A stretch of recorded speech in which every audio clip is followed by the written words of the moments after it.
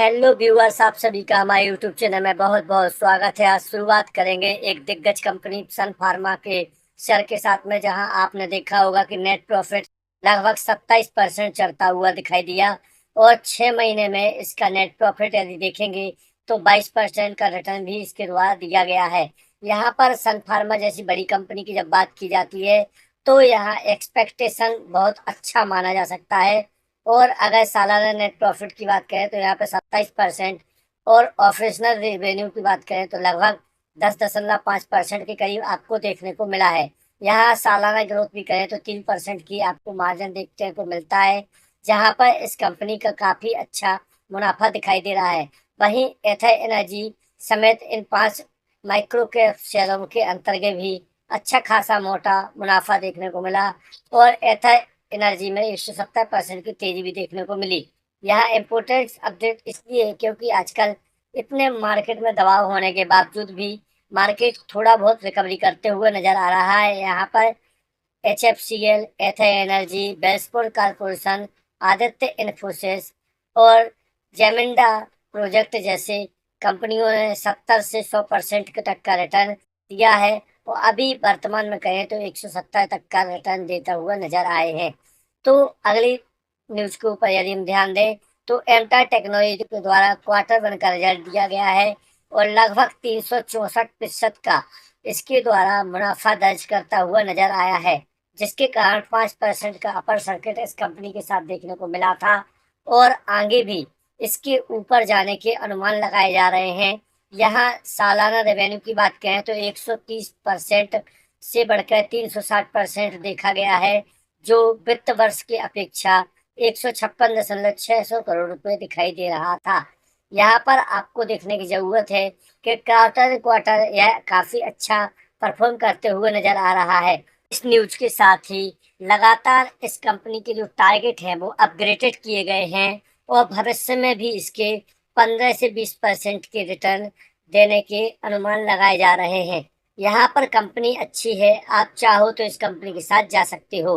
वहीं अगर हम और ज्यादा इसके सालाना आधार को देखें तो 3% की बढ़ोतरी देखने को मिली है और मार्जिन 28.9% दिखाई दे रहा है। यदि आगे न्यूज़ों के ऊपर चलने से पहले हम कुछ और यदि अपडेट्स के बारे में देखें तो यहाँ अंतर्राष्ट्रीय बाजारों में भी सन फार्मा ने लगातार अपना बिजनेस आउटस्टैंडिंग परफॉर्म करता हुआ नजर आया है, जिसके कारण यहाँ डिमांड बढ़ती हुई नजर आई है।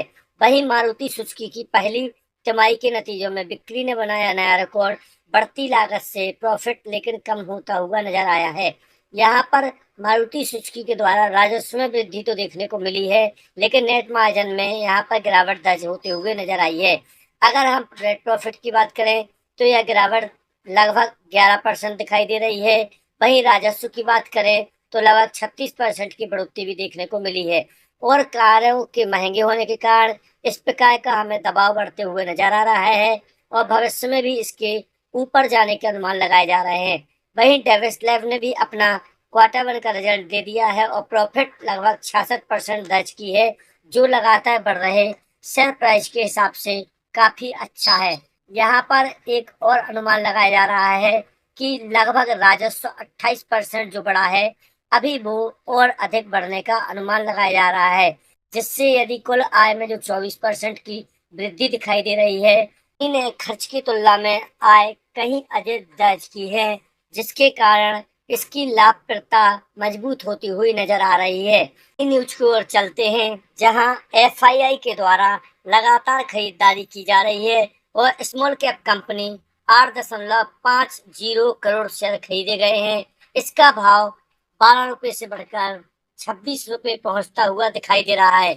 यहाँ बात की जा रही है small cap company Gayatri project के बारे में, जहां आप देखोगे कि IIF की जो हिस्सेदारी थी वो 1.9% देखने को मिल रही थी, वो अभी बढ़कर के लगभग 18% पहुंच गई है और विदेशी निवेशकों ने 8.50 करोड़ शेयर खरीद डाले, जिसकी वजह से इस कंपनी के साथ मोमेंटम ऊपर की ओर जाता हुआ नजर आ रहा है और शेयर के द्वारा लगभग 70% का रिटर्न भी प्रस्तुत किया गया है, जो इस शेयर को हो सकता है कि मुनाफा वसूली के चलते नीचे भी ले जाए।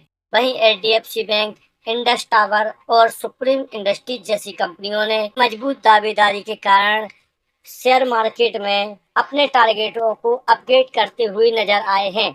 यहाँ पर अगर हम बात करें एचडीएफसी बैंक के द्वारा, तो आप देखोगे कि बाजार में लगातार कच्चे माल की कीमत सेंटीमेंट की स्तर पर आती हुई नजर आ रही है, जिसके कारण नेमुरा, टीएलएसए और जेएम फाइनेंशियल के द्वारा लगातार इन लोगों के शेयर के टारगेट ऊपर की ओर दिखाए हैं। वहीं अगर एचडीएफसी बैंक की बात करें, तो आउटस्टैंडिंग परफॉर्मेंस के कारण 1200 रुपये का टारगेट दिया गया है और भविष्य में 60% की ग्रोथ की संभावनाएं इस शेयर के द्वारा लगाई जा रही हैं।